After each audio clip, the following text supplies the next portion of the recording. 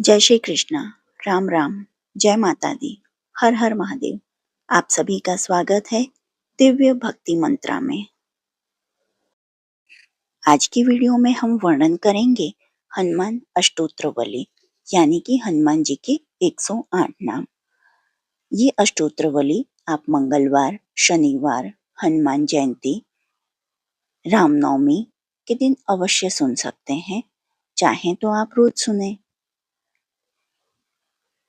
और हनुमान जी की कृपा पाएं। जो आपको ये वीडियो पसंद आता है तो please like, share and subscribe करें और कमेंट बॉक्स में जय बजरंगबली अवश्य लिखें। जय श्री राम। सनातन धर्म की दिव्य परंपरा में भगवान हनुमान जी का नाम श्रद्धा, भक्ति और शक्ति का पर्याय है। वे भक्त शिरोमणि हैं, रघुनंदन श्री राम के अनन्य सेवक और अमर लीलाओं के अद्वितीय पात्र। उनकी स्तुति मात्र से ही संकटों का नाश होता है और आत्मा को अटूट बल प्राप्त होता है। हनुमान जी को अनेक नामों से पुकारा जाता है। उन्हें कोई मारुति नंदन कहता है, कोई बजरंगबली, तो कोई रामदूत। इन 108 दिव्य नामों में उनके तेज, पराक्रम, ज्ञान, भक्ति और करुणा के अनगिनत स्वरूप समाहित हैं। यह 108 नाम न केवल उनके विविध गुणों का स्मरण कराते हैं, बल्कि हर नाम में एक विशेष आध्यात्मिक शक्ति निहित है। जो भी श्रद्धा और विश्वास से इन नामों का जाप करता है, उसके जीवन से भय, रोग, कष्ट और अज्ञान का नाश निश्चित होता है। आइए इस दिव्य स्तुति के माध्यम से हनुमान जी के उन 108 पावन नामों का स्मरण करें और उनके चरणों में अपनी भक्ति समर्पित करें। बोलिए पवन पुत्र हनुमान की जय। श्री राम भक्त हनुमान की जय। चलिए शुरू करते हैं हनुमान अष्टोत्र शतनामवली, हनुमान जी के 108 नाम।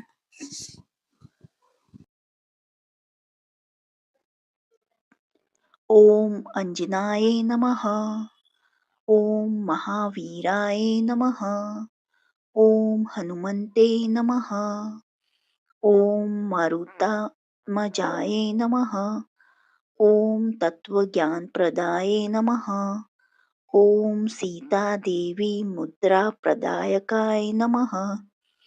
ओम अशोकावन क्षेत्रे नमः। ओम सर्वमाया विभंजनाय नमः। ओम सर्वबंधविमोत्रे नमः। ओम रक्षो विंध्यवंशकारकाय नमः। ओम परविद्या परिहारे नमः।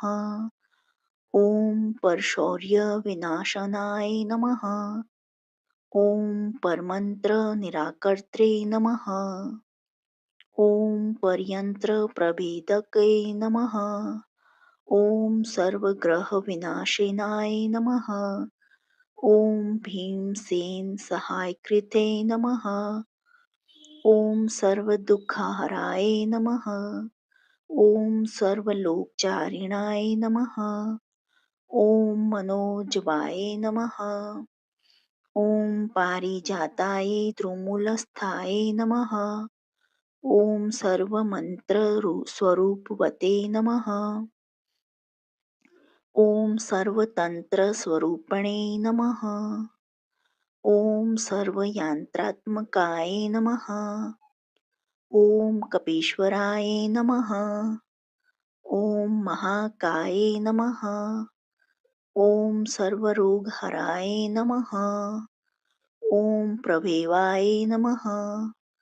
ओम बलसिद्धकराय नमः। ओम सर्वविद्यासम्पत्तिप्रदायकाय नमः। ओम कपीसेनानायकाय नमः। ओम भविष्यचतुरनाय नमः। ओम कुमारब्रह्मचार्ये नमः। ओम रत्नकुण्डलदीप्तिमते नमः। ओम चञ्चलद्वाल सनतलम्ब मानसिकोज्ज्वलाय नमः। ओम गंधर्व विद्या तत्वज्ञाये नमः। ओम महाबल पराक्रमाय नमः। ओम काराग्र विमुक्त्रे नमः। ओम श्रृंखला बंध मोचकाय नमः। ओम सागरोत्तारकाय नमः। ओम प्राज्ञाय नमः। ओम रामदूताय नमः। ओम प्रतापवते नमः। ओम वानराय नमः। ओम केसरी सूताय नमः। ओम सीताशोक निवारकाय नमः। ओम अंजनागर्भ संभूताय नमः। ओम बालका सर्द शाननाय नमः। ओम विभीषण प्रियकराय नमः। ओम दशग्रीव कुलंतकाय नमः। ओम लक्ष्मण प्राणदात्रे नमः। ओम वज्रकाय नमः। ओम महाद्युताय नमः। ओम चिरंजीविने नमः। ओम राम भक्ताय नमः। ओम दैत्यकार्य विघातकाय नमः। ओम अक्षहन्त्रे नमः। ओम कांचनाभाय नमः। ओम पंचवक्त्राय नमः। ओम महातापस्ये नमः। ओम लंकिनी भजनाय नमः। ओम श्रीमते नमः। ओम शिंगिका प्राणभंजनाय नमः। ओम गंधमादनाय शैलस्थाय नमः। ओम लंकापुर विदायकाय नमः। ओम सुग्री सचिवाय नमः। ओम धीराय नमः। ओम शूराय नमः। ओम दैत्यकुलंताकाय नमः। ओम सुरार्चिताय नमः। ओम महातेजसाय नमः। ओम रामचूड़ामणिप्रदकाय नमः। ओम कामरूपिणे नमः। ओम पिंगलाक्षाय नमः। ओम वर्धिमेनाकपूजिताय नमः। ओम कबलीकृत मार्तंड मंडलाय नमः। ओम विचितेन्द्रियाय नमः। ओम राम सुग्रीसंध्राय नमः। ओम महारावणमर्दनाय नमः। ओम स्फाटेकाभ नमः। ओम वागधीशाय नमः। ओम नव्यायकृत पंडिताय नमः। ओम चतुर्बाहवे नमः। ओम दीनबंधुराय नमः। ओम महात्माय नमः। ओम भक्तवत्सलाय नमः। ओम संजीवन नगाहर्ते नमः। ओम सूचये नमः। ओम वाग्मिने नमः। ओम दृढ़व्रताय नमः। ओम कालनेमि प्रमथन नमः। ओम हरिमर्कटमर्कटाय नमः। ओम दान्ताय नमः। ओम शान्ताय नमः। ओम प्रसन्नात्मने नमः। ओम शान्तकण्ठमदापहते नमः। ओम योग्याय नमः। ओम मखतालोलाय नमः। ओम शीतावैष्णवे पंडिताय नमः। ओम वज्रधनुष्टाय नमः। ओम वज्रनखाय नमः। ओम रुद्रवीर्यसमुद्भवाय नमः।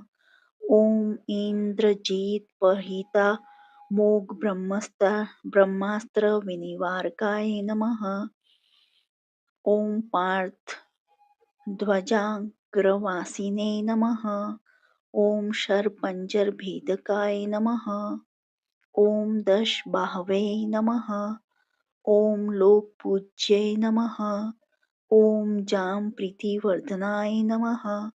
ओम सीतारामपादसेवाय नमः।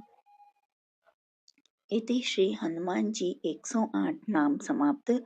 जो आपको हनुमान जी के नाम पसंद आए हों तो please like, share and subscribe. देखने के लिए धन्यवाद। और किसी भगवान के 108 नाम जानने की इच्छा हो और आपको आगे वाले वीडियो चाहिए तो प्लीज़ प्रेस बेल आइकन। देखने के लिए धन्यवाद। जय हिंद, जय भारत।